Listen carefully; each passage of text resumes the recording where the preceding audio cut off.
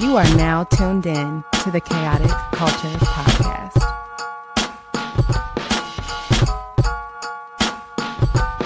It's the KKP on your mother flipping airways. Hear the name ringing through the halls and the stairways. You were listening to a pod that can segue. All the latest topics guaranteed to fill your headspace. It's a safe place to voice your opinion. Say what you feel just like you're a kid again. Kid to pro and friends, black as obsidian. Chaotic culture, that's the world we living in. So what's the word?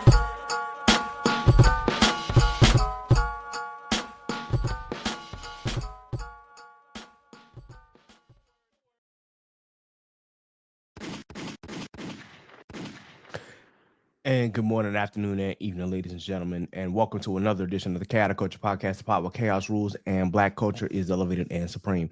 The Chaotic Culture Podcast is brought to you by patreon.com. That is patreon.com/chaotic culture pod.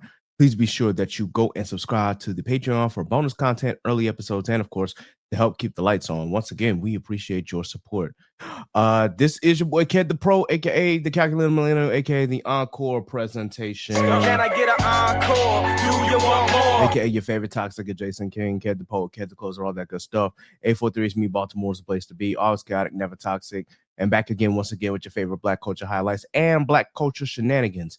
So today, I'm going to try to keep this episode a bit light and also try to be timely with this. So this may be 30 to 45 minutes of even that. As you can see, I didn't do the entire intro because I really just wanted to get, just a few things off and talk about a couple things that's going on in the world right now. So anyway, mental health check right now. I am gearing up for my brother's wedding. So shout out to Dr. Nika James and the soon-to-be Miss Kristen Crawford James.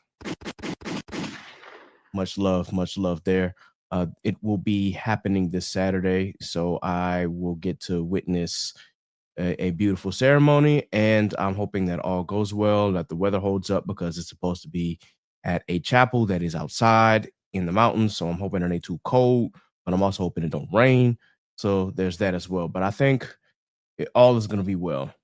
That's what I'm hoping for. Anyway, it'll also be a chance to get to see some family that I haven't seen in a while, some cousins I haven't seen in a while, some extended family and bonus family that I haven't seen in a few years as well. So I'm looking forward to that. Otherwise, work is work, still a pain in my neck, still a detriment to my body, but otherwise it's nothing different. We go about it, we do what we can, we try to earn money and try to make a living out of it. But I definitely am looking forward to the break from work, because I'm only working 2 days this week, and then I'm back to my regular work schedule. The end of May, something different might be happening. We'll see what happens there. But anyway, yeah. In the meantime, just wanted to let everybody know that everybody seems to be doing well on the pod. Sappy is still doing well with school. Johnny's still lifting. Steve is Steve, of course. He's still doing Wake the Dead. He's still dropping off cars. He's still doing Inside the Mind of a Blurred. I have to see if we're actually about to record today. And yeah, I got to figure that out. I haven't heard from Law lately, so I'm hoping that things are going well with his position in the Navy. And that's really all one can ask for. So today's episode, just wanted to bring up a couple things that's been happening in the world right now, and then just to let you know what kind of music that I've been listening to lately. And I really wanted to do a music review this episode, but I realized I don't have a lot of time. So I may save that for next week's episode, where I actually do like an album review and then do a podcast episode. What I'm going to try and do is do like an album review and then maybe another album review within a podcast, or I might just keep the album review separate. It really just depends on how I'm feeling. I really, and I mean really, want to take this seriously as far as like being an actual music critic, especially for music that we create. So I really want to continue to post my opinions on that. And I hope that you all will take at least my knowledge of music seriously.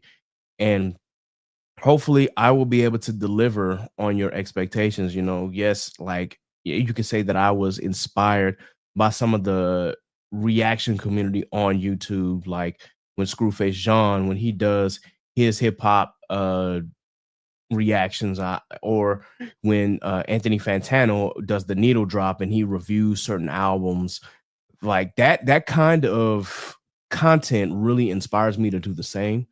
And that's something that I really want to talk about. Like I said, Chaotic Culture is not really a music podcast, but music is a strong foundation of this podcast because one of my biggest loves and joys is music.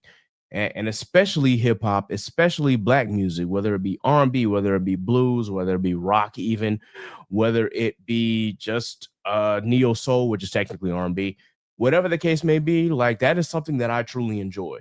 So that is something that I want to take seriously. So I will be doing some more album reviews, and hopefully, I'll be able to get a bigger audience. Who knows? If you haven't checked out my review of that P&D and Aubrey album, then I recommend that. Yeah, you can do that. That one was a chore to get through. So anybody that says that Some Sexy Songs for You is like a great R&B album, it's not.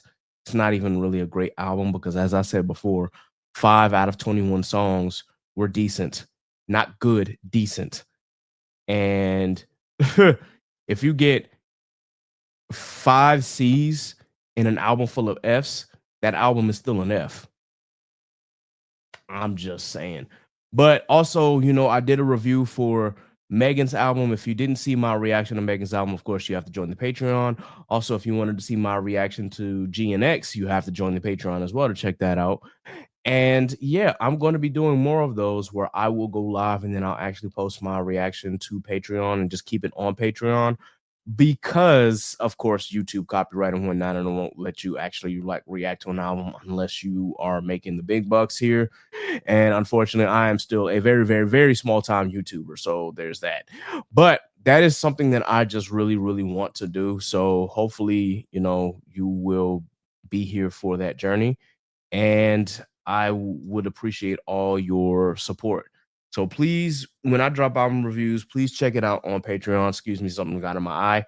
But yeah, definitely, when I do these album reviews and when I do these album reactions, please, please, please subscribe to the Patreon. That is going to be part of the bonus content that you will be getting is my album reactions whenever I get the opportunity. So as far as like the music that I've been listening to, obviously, I definitely checked out Ray Vaughn's album because I'm a TDE guy. Of course, I had to listen to it. I definitely checked out Coco Jones extended, not I won't say extended album. It's the deluxe edition of her album, so I definitely checked that out and had a great time. Except for like maybe 1 or 2 songs, but Coco did her thing. Yes, she did, and I won't let anybody tell me any different. I also finished the 7 piano sketches from Andre 3000, and it's relaxing. That's really all I can say. I also had listened to an album called Wonder Love by Chase Shakur, which is, dropped in February, and it was cool. Some things I liked about it, some things I really didn't like. But yeah, I also listened to Samara Sin's album from last year, The Drive Home. I completed that. And there's some more music that I have on my docket that I'm getting prepared to listen to. So hopefully you guys will join me on those reactions. Well, also, I want to be sure that I give you this update because we are bringing back Music Roundtable. And I know we haven't done it in such a long time, but we need to. I had initially said that we were going to do one for T-Pain, and we still need to do that. But we're also going to be doing some older artists as well. Someone had mentioned to me Stevie Wonder, especially because this is Stevie Wonder's birthday at the time of this recording. And so I definitely want to review Stevie Wonder's discography. I want to do Earth, Wind, and Fire's discography. Whew, that's going to be a chore. There are a lot of Black artists out there that have an extended discography that we've got to get through and that we've got to grade. So I even want to do Prince's discography. And yeah, I did Janet, so I might as well do Michael's too, but we'll get there when we get there, I guess. So yeah, there's a lot of music that I want to rank and critique and talk about, and it's a lot, man. So hopefully we'll be able to get that done pretty soon here. I will have to call the team as far as like the music roundtable. And then there's still some hip hop music roundtables that we still haven't done. We still haven't done Jay-Z's discography. We did Lil Wayne's. We did most of Kendrick's, but we did that as like a whole big TDE thing. We also did like a whole Dreamville thing with J. Cole. Do I want to do Drake's discography? Not necessarily, but I will for the culture. So I said that I was gonna get a couple people on here and we would actually rank Drake's discography. Maybe. Don't put a pin in that. Don't quote me on that. I'm still debating on whether I want to do that or not because listen, right now Aubrey is just not in my good graces, but just because of that whole daggone lawsuit. And trust me, I know it's been a year since the battle. I actually was watching a whole lot of reviews about, 1 year later, how the battle has aged and whatnot. And when I tell you, I went back and I listened to Family Matters, and that shit has aged terribly. And then when you look at videos about rhyme scheme and ideas and angles, Family Matters was not a good diss. And anybody who tells you that, no, it's a decent song, but it's not a good diss. I would much prefer Push-Ups. At least Push-Ups was, surface level, yes, but at least Push-Ups was something. But Tailor Made and Family Matters did not age well, and the Heart Part 6 definitely didn't age well. As a matter of fact, I ain't even calling that bullshit the Heart Part 6. Like the true Heart Part 6 is Kendrick's on GNX. But anyway, that being said, I eventually will more than likely have the Aubrey's Angels here to do Drake's discography, as long as they can be honest with themselves and not delusional about his work. Because as I said before, after Scorpion, his work and his albums take a nosedive for me. But we'll get there when we get there, if we get there. Anyway, in the culture right now, I definitely wanted to talk about this one thing. And if y'all know what that one thing is, that is, of course, Daystar Peterson, aka Tory Lanez, getting stabbed. Now, this kind of popped up on not the Twitter timeline for me, but it popped up on the the blue sky or the skyline. I have to bring this up. I'm gonna bring up this ABC News one as far as the article itself, and then you guys can read along because yeah, this is quite interesting. And I mean, you can call it what you want. I'm gonna call it karma, but that's just how I see it. Anyway, give me 1 second while I get my screen up, and we will share it here. Let's read this article. Tory Lanez was hospitalized on Monday after a fellow inmate at the California Correctional Institution in Tehachapi. I think that's how you say it. In Tehachapi, or Tehachapi, but I want to say it's Tehachapi, attacked the rapper at around 7:20 a.m. local time, a spokesperson for the prison told ABC News. Staff immediately responded, activated 911, and began medical aid. Peterson was subsequently transported to an outside medical facility for further treatment, the spokesperson said. The rapper, whose legal name is Daystar Peterson, is serving a 10-year prison sentence for shooting and injuring fellow hip-hop star Megan Thee Stallion, whose real name is Megan Pete, in July of 2020. The prison spokesperson did not provide further comment when asked about the nature of Peterson's injuries, whether he has been released from the hospital, or whether a suspect has been charged in the attack. However, the rapper's verified Instagram account shared a post to his story saying, Tory was stabbed 14 times, including 7 wounds in his back, 4 to his torso, 2 to the back of his head, and 1 on the left side of his face. Both of his lungs collapsed, and he was placed on a breathing apparatus. He is now breathing on his own. Despite being in pain, he is talking normally, in good spirits, and deeply thankful to God that he is pulling through, the post continued. He also wants to thank everyone for the continued prayers and support. I'm going to put a pin in that, because if both of your lungs collapsed, how are you still speaking? How are you still talking? Even if you're breathing normally, I would like to think that it would take you a while for you to start talking again. But I'm not a medical expert. I just think that that's really crazy that both of your lungs collapse and you're talking normally. I don't know. It seems like a lot of cap in that little statement. But again, this is Tory Lanez's Instagram story. And if y'all been paying attention to the whole situation between him and Megan, his Instagram and his internet persona have persona, everything on his accounts has been filled with a lot of cap. Like, he was trying to spin the narratives on the internet and trying to win the court of public opinion instead of trying to win in actual court. And that's what I've said about Daystar from day one about this case, is that the dude was not trying to actually win in court. He really just wanted to win the court of public opinion and try to turn everybody against Meg. Now this happens. Listen, what goes around comes around. What goes up must come down. That's all I'm going to say to that. Crystal Morgan, an attorney representing Peterson, confirmed to ABC News on Monday afternoon that the rapper was attacked at the correctional facility and remains hospitalized. Morgan said that she had not been able to obtain any information about his condition and was in the dark like everyone else. Morgan added she called Peterson's family to notify them of the attack. The prison's investigative services unit and the Kern County District Attorney's Office launched a probe into the incident, while the Office of the Inspector General has been notified, the spokesperson said. ABC News has reached out to the DA's office for additional comment. Peterson was found guilty on December 23, 2022 of 3 charges for shooting and injuring Pete in both feet as they left the party in the Hollywood Hills on July 12, 2020. He was initially charged in October 2020 with 1 felony count each of assault with a semi-automatic firearm, personal use of a firearm, and carrying a loaded, unregistered firearm in a vehicle, according to charging documents obtained by ABC News. He was also charged ahead of his trial in December 2022 with an additional felony count of discharging a firearm with gross negligence. Lanez, who chose not to take the witness stand during the trial, pleaded not guilty to all 3 charges. His defense attorneys argued during the trial that Lanez was not the shooter, and he has maintained his innocence in multiple social media posts since his sentencing last year.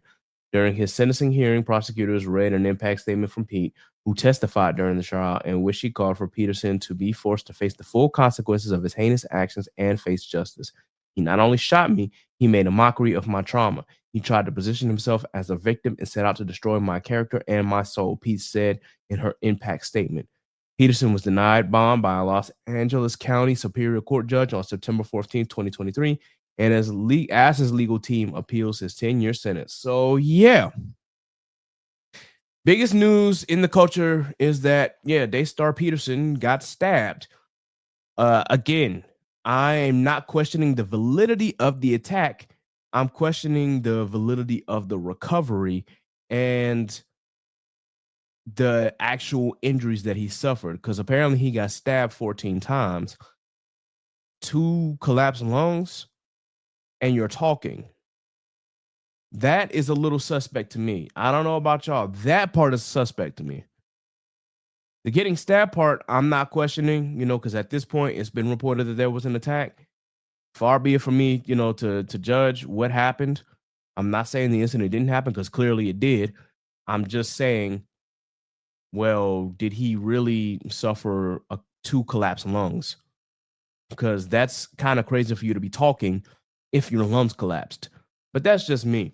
I don't know how y'all feel about it, but obviously Daystar was trying to, in my opinion, he was trying to pull and trying to control the narrative that he was a victim in all this, that he's innocent, and that Megan was making up stories and whatnot. But from what I understand of this case is that Daystar was the aggressor, and whether it was him or whether it was Megan's former best friend, whatever the case may be, Megan was still the victim here. And we cannot discredit that. No matter what was said in this case, all the evidence pointed to him being the guilty one. Either he was drunk and did it, or he was in his right mind and did it, or the best friend did it, but he was still an accomplice in that. And yeah, that's all I got to say about that, is that I am on Megan's side. And if y'all got a problem with that, I mean, it is what it is. But still, I've said that on the podcast before, that I take Megan's side and that I believe the woman, and Daystar is getting the justice he deserves.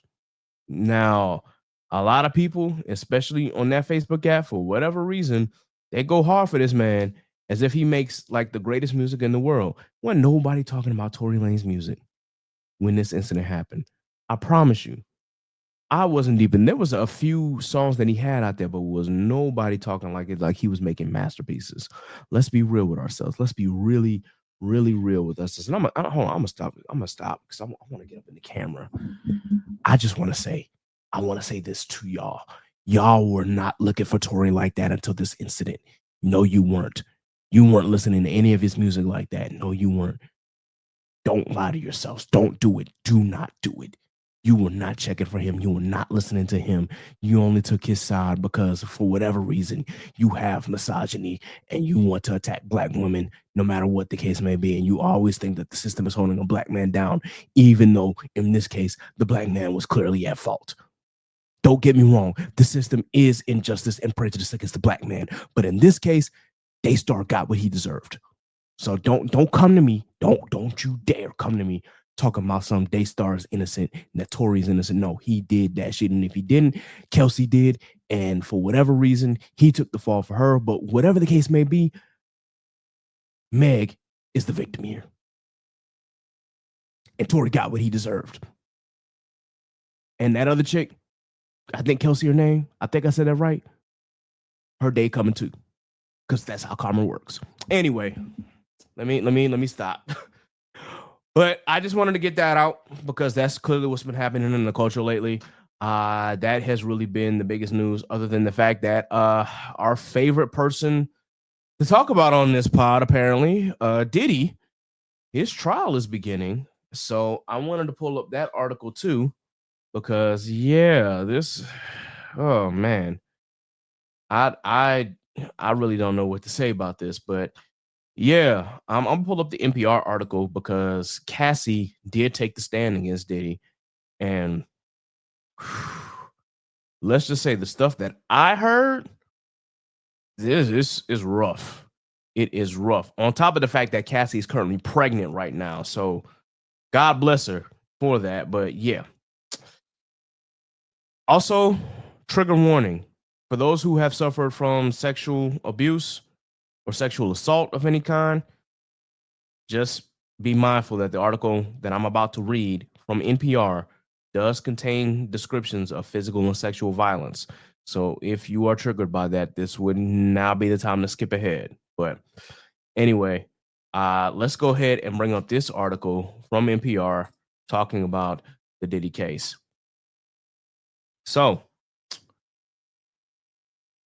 Cassandra Cassie Ventura, the ex-girlfriend of Sean Combs, took the stand on Tuesday morning, May 13th, as the star witness in the first full day of testimony in the federal trial against the hip-hop mogul better known as Diddy or Puff Daddy. Ventura, who is now 38 years old and visibly pregnant as she testified, described a tortured, decade-long off-and-on relationship that began shortly after Combs signed her to a 10-album deal with his Bad Boy Records label when she was a 19-year-old.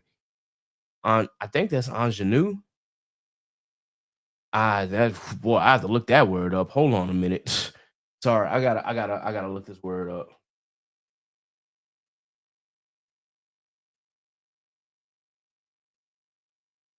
Well, I got the pronunciation right. Ingenue.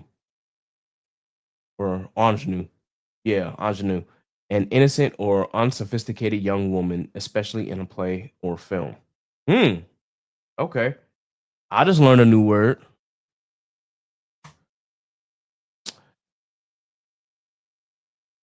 During her testimony, Ventura accused him of physically and emotionally abusing her for years and exerting control over virtually every aspect of her life. She said that she recorded hundreds of songs that were never released and busied herself at his command in the recording studio, she said, but she only released a single mixtape in 2013. Most of her time, she said, was dominated by Combs' freak-offs, or FOs, drug-fueled multi-day marathons of sex with prostitutes that he orchestrated and directed. The FOs became a job where there was no space to do anything else but to recover and try to feel normal again, she said. Damn, man. Now, I knew she was a victim of the freak-offs, but just reading that really just like, yo, bro, what? Good grief. During the episodes in which she described Combs allegedly physically assaulting her, she said he would knock me over, drag me, kick me, stomp my head if I was down. Good Lord. She also claimed that he domineered her, the way I looked, what I was working on that day, who I spoke to. She said he would also call her incessantly or have one of his employees call her repeatedly until she responded. At other points, she alleged Combs would send out one of his employees to locate her physically, not intimidate her on top of that. On Monday, May 12th, the jury heard opening arguments and testimony from the first two government witnesses in the trial. Prosecutors are accusing Combs of racketeering and sex trafficking and of using his vast music, media, and lifestyle empire as a criminal enterprise to harm women and fulfill his sexual desires. Combs has pleaded not guilty to all the charges, and his defense team has presented him as a violent, troubled man whose actions did not match the government's allegations. So basically, the defense is trying to say that, okay, he did these things, but he's not inherently violent. What kind of defense? I mean, I guess at this point, you really can't like argue against the evidence. You can only try to paint the picture to the jury and to the judge that you are not as violent as you seem and that you're a well-meaning guy, that you may have some issues. I'm surprised he didn't plead insanity. Not that that would work. I'm just saying I'm surprised he didn't do it. But still, in her opening argument, prosecutor Elizabeth Johnson sought to head off the possible defense that Combs was having a consensual relationship with the women. This case is not about a celebrity's private sexual preferences. It's about coercive crime, she said. She pointed in particular to allegations that Combs trafficked his ex-girlfriend, the singer and model Cassie Ventura, who is testifying under her nickname, and also to accusations involving another former girlfriend who will testify under the pseudonym Jane. Johnson described the freak-offs, or FOs, and said that Combs called himself the king. She also detailed several alleged instances of violence, including an alleged rape of Ventura and a 2009 episode in which Combs allegedly threw Ventura to the floor of an SUV and stomped repeatedly on her face, then hid her in a towel for days to allow time for her injuries to heal while she was monitored by his employees. She also accused Combs of blackmailing Ventura with graphic videos of her in sexual situations with dozens and dozens of prostitutes. Okay. Hold on, I gotta stop this. As someone who's not a survivor of sexual assault, this is crazy. This is absolutely insane. Like, dude, you were doing all of this? Wow. I can't really put into words how much this disgusts me. And I really can't describe how I'm feeling right now, because right now, all I feel is anger. Like, how dare you? Like, if I were to, let me not, because I don't recommend violence. Let's just say that the feeling right now is that if I were to ever see Diddy on the street, whatever happens, happens. Because of how you've been treating black women, especially Cassie. And then how you've been treating black men too. Because apparently you were doing this to men as well. And I know I've had multiple episodes talking about what Diddy has done and how he's pretty much victimized Cassie, multiple men and multiple women. It's just still so mind-boggling and brain-racking to see and to actually view it in real time. This shit is crazy. Like, this is nothing that a normal person does, yo. I'm sorry. Like, this is clear insanity. This dude has issues. And I am so sorry to the men and women that have gone through these freak-offs and had to suffer from abuse and from violence from Diddy, because this is crazy. They're going to be dealing with this for the rest of their lives. Allegedly, obviously, because this is what's allegedly in the case. We can't say that this happened for real and whatnot, but you know, we gotta use legal terms here. But goodness gracious! All right. Let me get back to the article because I want to read the rest of this.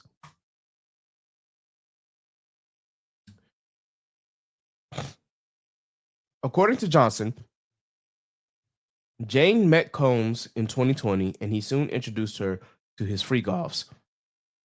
Jane allegedly began coordinating freak-offs in hopes that Combs will grow their relationship, and that he would take her on trips. Combs allegedly held financial control over her, even paying her rent. During a fight in 2023, Johnson alleged Combs kicked down multiple doors at Jane's house and forced her into a freak off the same night. Whoa. Johnson also referenced another episode in which Combs allegedly sexually assaulted one of his employees. In her opening statement, Combs' defense attorney, Penny Garagos, or Gerajos, I'm not sure if that is Hispanic or whatever the case may be. I'm going to say Garagos. Defense attorney Teddy Garagos said that Combs was a jerk and mean, that he had a bad temper and issues with drug use. She also acknowledged that there have been episodes of domestic violence and assault in toxic relationships, but she argued none of those were what the government had indicted Combs for, and that all of his relationships were consensual.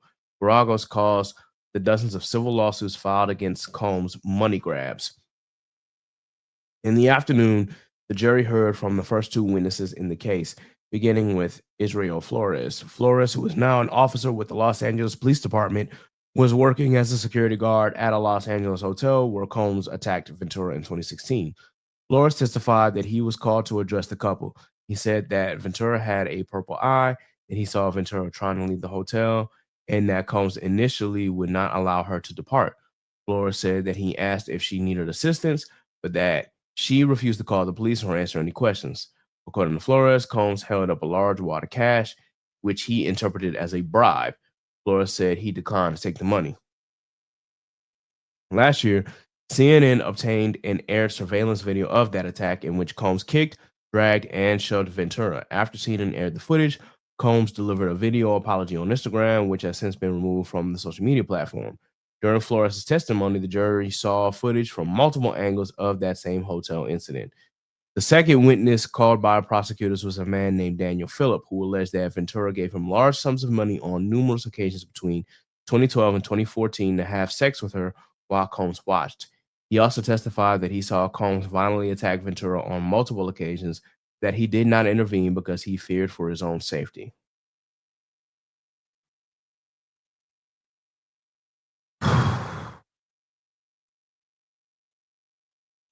Yikes. That's all I can say is yikes. Like,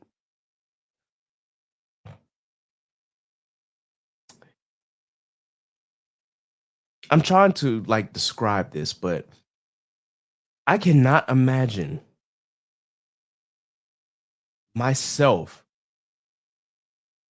reacting that way towards women, violently attacking them, assaulting them, sexually assaulting them,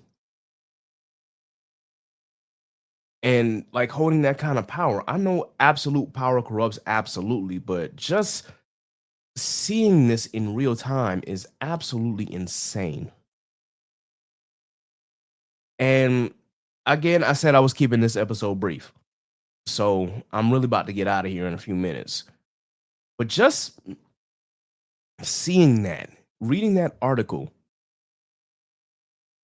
and we haven't even really got to the racketeering part and the trafficking part, because clearly, or we got to a little bit of the trafficking part, but there's more people out there that have to testify, because, oh my God. And the fact that his kids, I mean, obviously that's their father, so they're trying to stand up for him. But if I found out that one of my parents was doing this, I don't know how I would feel. Would I still love them? Yes, because that's my parent. But I would be looking at them sideways until Sunday, yo, you got to pay for what you did. You have to admit some form of responsibility. And it's clear that the defense attorney is just okay, yes, these things happen, but that's not what was being charged. Everybody that's been testifying has not shown, I guess, clear proof of a RICO. But this is just from what I've been hearing, that's kind of really the only thing that they can do, is because it's too much evidence against Diddy at this point. He's clearly did this shit. Allegedly. But still, I just couldn't imagine being in that position. And maybe just because I'm a good person and I'm a kind-natured soul. So I would never put myself in a position to assault anybody like that. I just don't have it in me, man. That's cruel. It's disgusting. It's just bad on all counts all around. But then again, I'm not a billionaire. And maybe money corrupted him, or maybe he's always been like this even before the money. We used to talk about all the time how Diddy was just a snake at being a mogul. But it's clear he was more than just that. It's clear that he's more than just a sexual deviant. This man has literally been assaulting people. All I can really say is, wow. Wow. Anyway, what I just want to leave with you, the audience, is that please, please, please, whatever you do, don't get caught up in situations like this. Please, please, please, no means no. Respect boundaries. Consent flows only. Whether you're having sex with man or woman, or they, thems out there, please, please, please consent. And then don't do anything that they don't consent to. Because according to this lawyer, all of this was consensual. Or maybe it's just that the victims were too afraid to say anything. Maybe they didn't consent to that, but because of the power that he held and that he currently held, they were too afraid to say anything. And I can't say that I would do anything different if I was put in that position where if I was being assaulted by him, you know, I would probably be afraid to say something too, just because of the power that he holds.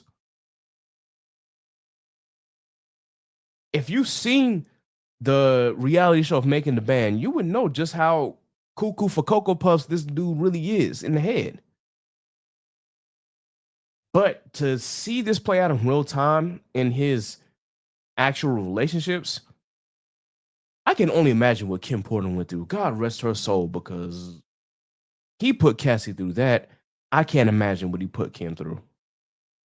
I can only speculate, and I don't want to do that, but the visions that I have in my head and the pictures that I have in my head, they're not good.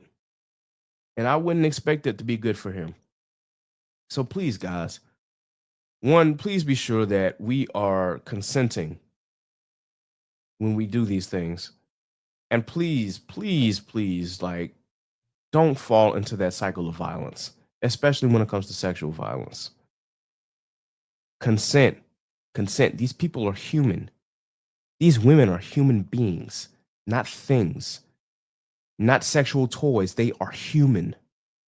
Treat them with respect. Treat them as such. Please. I'm begging you, please. And as I take a sip of water, I think this is a good stopping point, because I still have to pack for this wedding. And so I want to make sure that I got all my stuff together, because I'm not really going to have that much time to pack on Wednesday and Thursday. All things considered, I work, 12-hour shifts. So it's really not, it's not going to be a lot for me to do.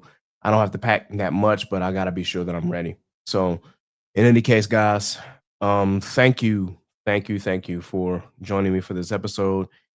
If you like this YouTube video, please be sure that you like the video, share, subscribe, hit that notification bell. If you want to follow us, please be sure that you follow Chaotic Culture Podcast on Facebook at the name. You can also follow us on Instagram and Threads at Chaotic Culture Pod.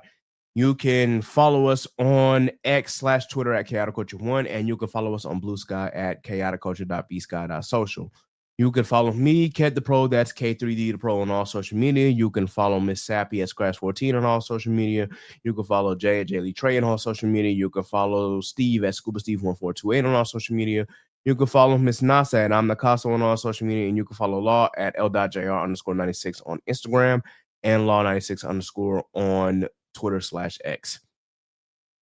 with that in mind, guys, also, if you want to get this episode early, please be sure that you subscribe to the Patreon account. You, of course, can subscribe for as low as $3. That's patreon.com/chaotic culture pod. Once again, patreon.com/chaotic culture pod. We'll be having some more bonus content for you guys. So please be sure that you stay tuned. And I may even open up a Discord because, again, I definitely want to get it to Twitch. So with that in mind, look out for those. Look out for the Twitch channel. Look out for the Discord because I really want to start building the community for real, for real. And if I want to take this seriously, we got to start making moves. So with that in mind, guys, I'm not going to do the whole rundown just because I got to get going. But anyway, thank you for tuning in to another episode of the Chaotic Culture Podcast. So until next time, folks, remember, embrace the culture, chaos rules, be blessed, be safe, God is love, and I am out of here. Deuces.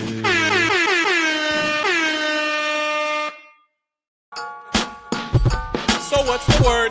You are now tuned in to the Chaotic Culture Podcast. And